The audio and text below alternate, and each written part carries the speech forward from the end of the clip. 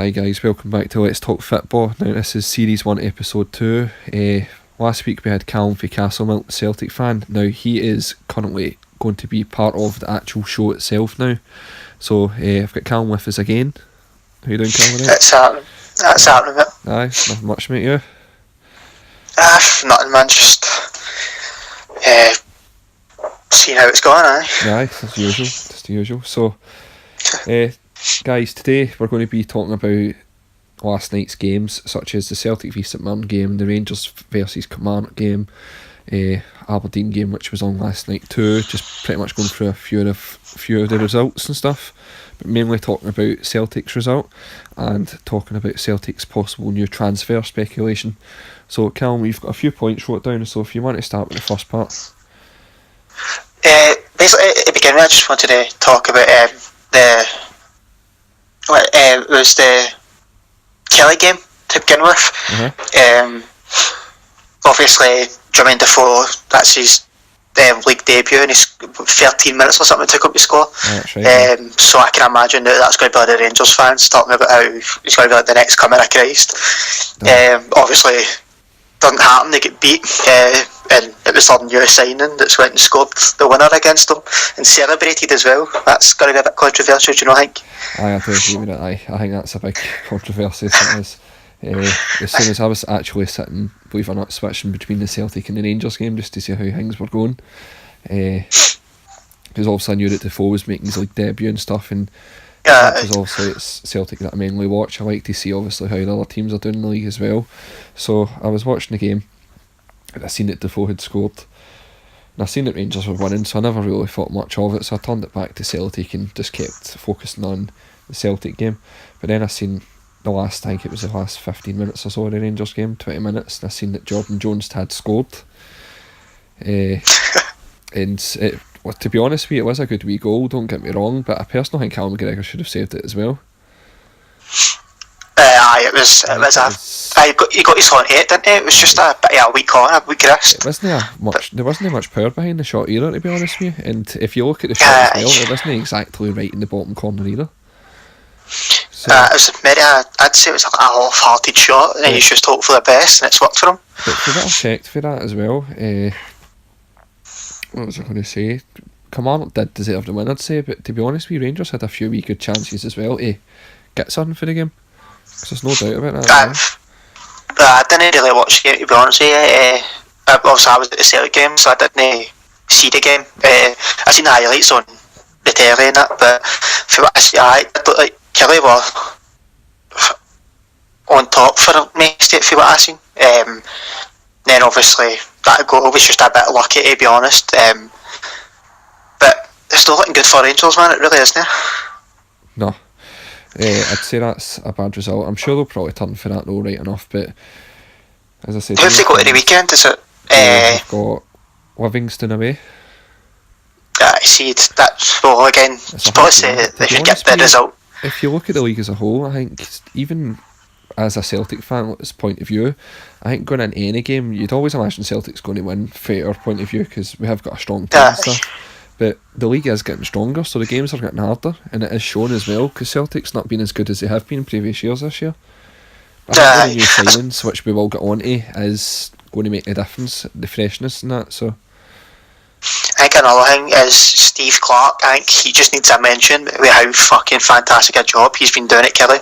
Honestly, when he came in, I was like, nah, he's not going to be that great. Obviously, it was like for Celtic as well. I was like, don't want him. True. But see, look what he's doing at Kelly. If there was obviously been talk of Rodgers leaving possibly at the end of the season, I don't think that's going to be the case. But if that was the case, I think Celtic should go straight in for Steve Clarke, to be honest with you. I think he would be a brilliant manager to have. Definitely, he's a great manager. He's just shown you. But I seen a thing the other day. Yesterday. It was Kelly's transfer budget for like what they can pay a player, like the whole squad for a week. I think it is what Rangers are paying Defoe by himself. So if that's his how money that he's got to work with, 30,000, am I right in saying?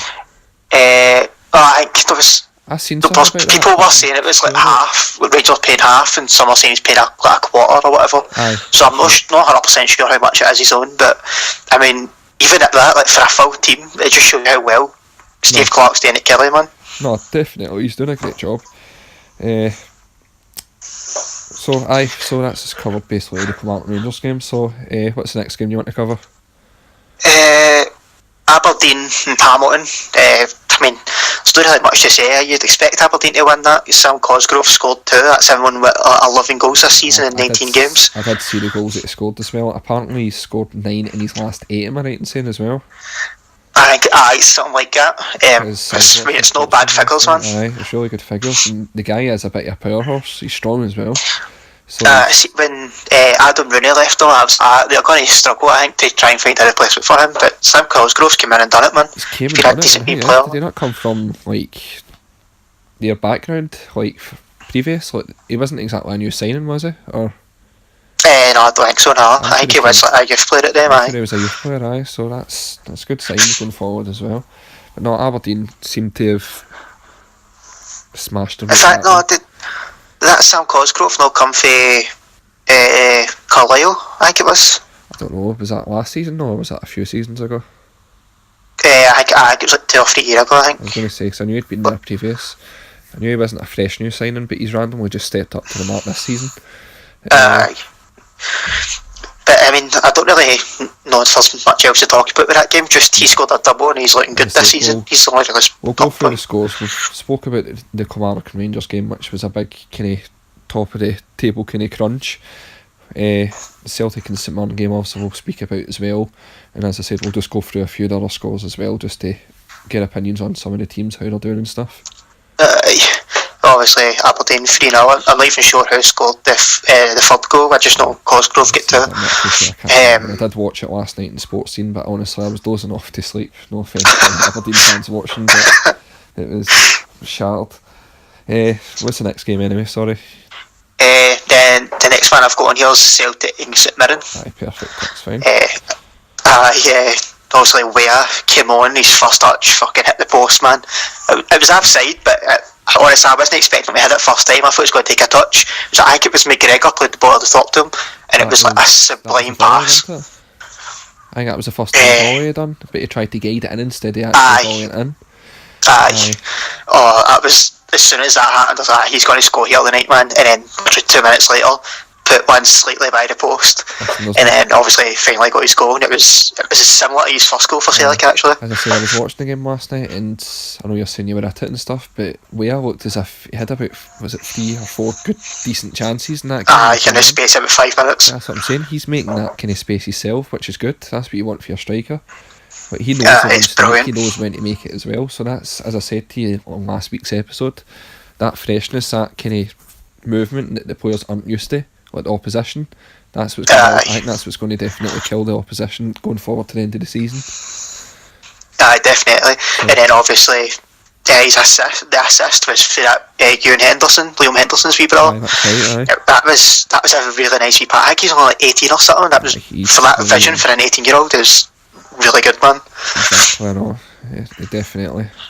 And obviously Weah's as well, so that's the thing, as long as the players around him help him and stuff and develop him, because in previous years that has been the case. So well, that's what Liam Henderson was saying before he left. He's like, my wee brother's 10 times the player I am, and if he keeps playing like that, then he's proving it. That's right. Obviously that's again Weah with the over the top celebrations, but you can't fault him, man. It's good to see. He scores against any more rival kind of teams like Rangers or Hearts. You can imagine how that'd be quality, man. I'm trying to and obviously getting 2 goals as well. Bart's first goal was a good goal as well for that scene, so it was a header, wasn't it? That was a wee diving header kind of thing, so that was I don't think that was the keeper get 2 hands to it and pammed it in easy in there, man. To even read it and get the right connection on it was good. Because especially he's not a striker. He's not a striker, do you know what I mean? So he's done a good job of getting put in that kind of lone striker role right now. But it's good to see him get the 2 goals, and that'll help him going forward. That'll kickstart his Celtic kind of own spell. I can see him doing well now, to be honest. Obviously that confidence boost now, because he's got his first goal now, he doesn't have that on his shoulders. Now he can actually just have fun. Definitely, I agree with that as well. Sinclair had a decent game as well, getting done well to win his penalty and done well to step up and take it, to be honest with you, because I was kind of surprised that he did. I didn't think he was going to. I thought they gave it to Buck. So did I. To be honest. But listen, he stepped up to it and scored, so he put it away. But the same way he always does, I know. That's true, he always seems to do this. Always goes the same way, but he put it a bit higher than the weekend there, and he's came after him, so fair play to him, man. But he did look hungry in that game. Every time he had the ball, he was always going direct, trying to beat the defender. At least he's not kind of like giving up, putting his head down and stuff. And that game there, that's the last 2 games in a row, I think he's been really direct, so hopefully he keeps that up, man, because if he keeps that up, he's going to look like the Sinky for fucking season 1 when he was first year. Right. Which is what every Celtic fan obviously wants. Well, just while we're on the topic of Celtic, just before we go off it, as I said, it was a great result for Celtic, put some 3 points ahead of Rangers with a game in hand. Kilmarnock putting a wee bit of pressure on now by overtaking Rangers. Now, Celtic's obviously transfer speculation as it stands. The Ukrainian winger has been linked to us as well. I seen a thing, apparently Rodgers doesn't actually want him, and it's the board that's buying him. Oh, is that the case? Apparently Rodgers was I mean, I've not seen the interview myself, but I seen on Facebook somebody was saying that there's an interview with Rodgers, and he said that he didn't actually want this player. Do you know? But to be honest, it doesn't sound like something Rodgers would say, in my opinion. But apparently he said we don't need another winger, so I don't see why we're bringing one in. But why would they come out and say that if the chances are we'll sign him? How's that going to make the player feel?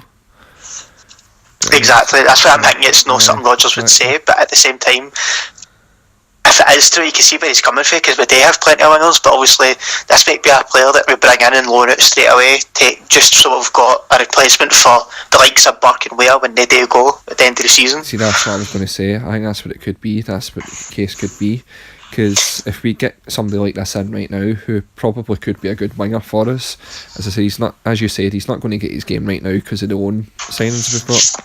But once they finish, hopefully he can come back a wee bit stronger, this guy, and then go straight into the team, which would be ideal, because when the loan signings do go back to their original parent clubs, we are going to need fresh legs in.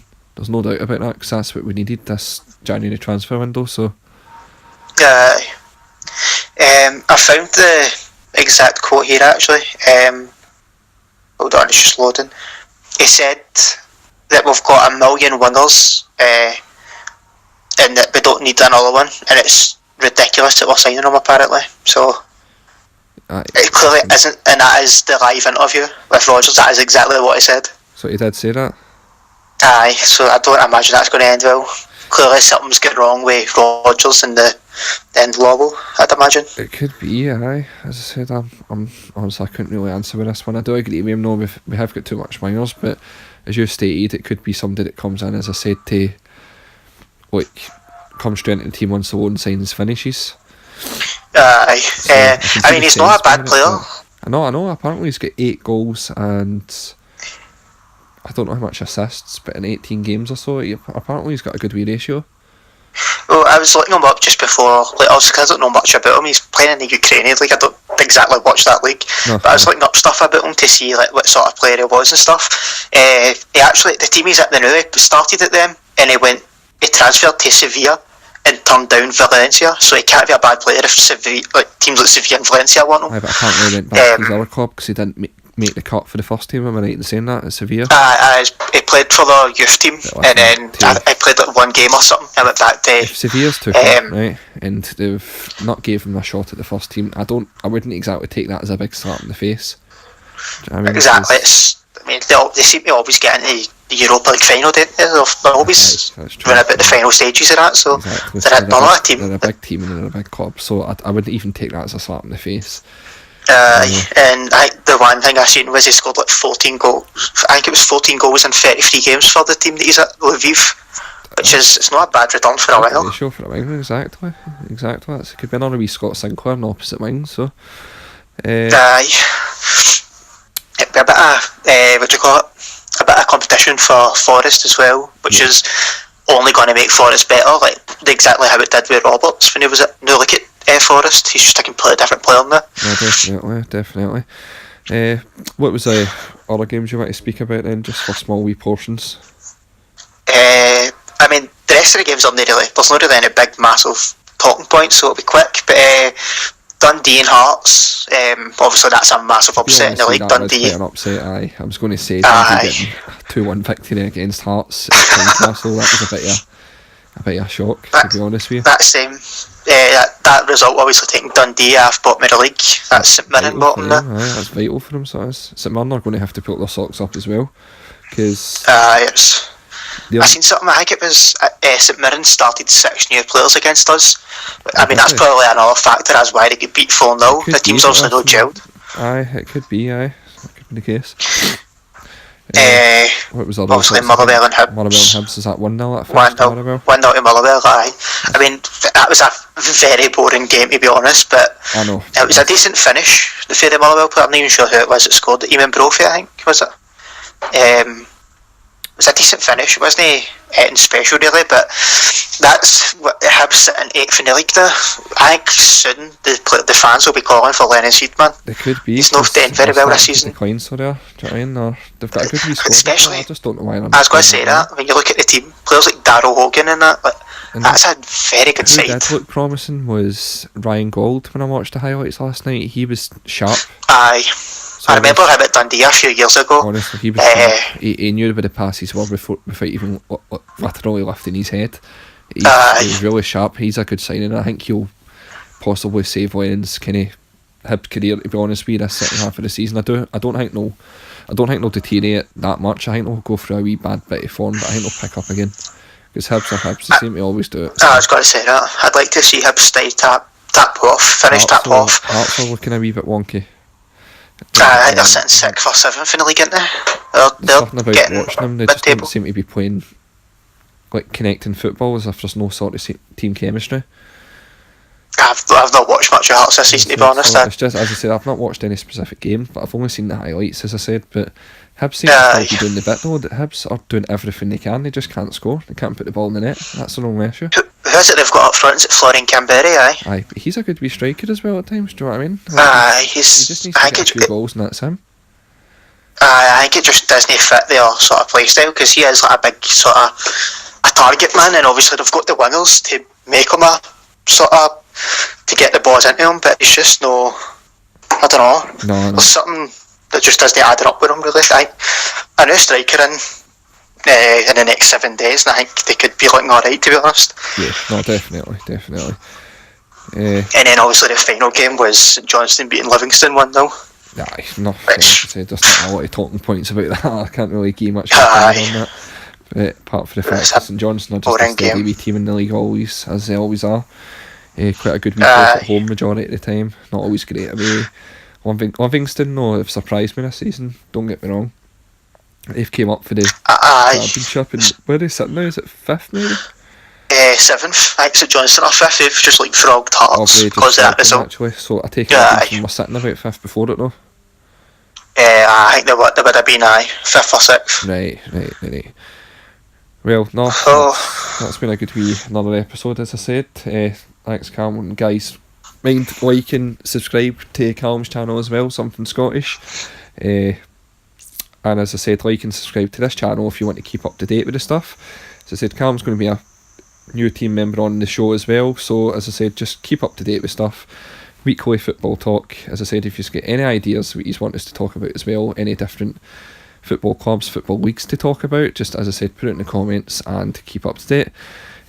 It's been good having you. Thanks for me, thanks for Calum, and I shall see you guys in the next episode. Thank you.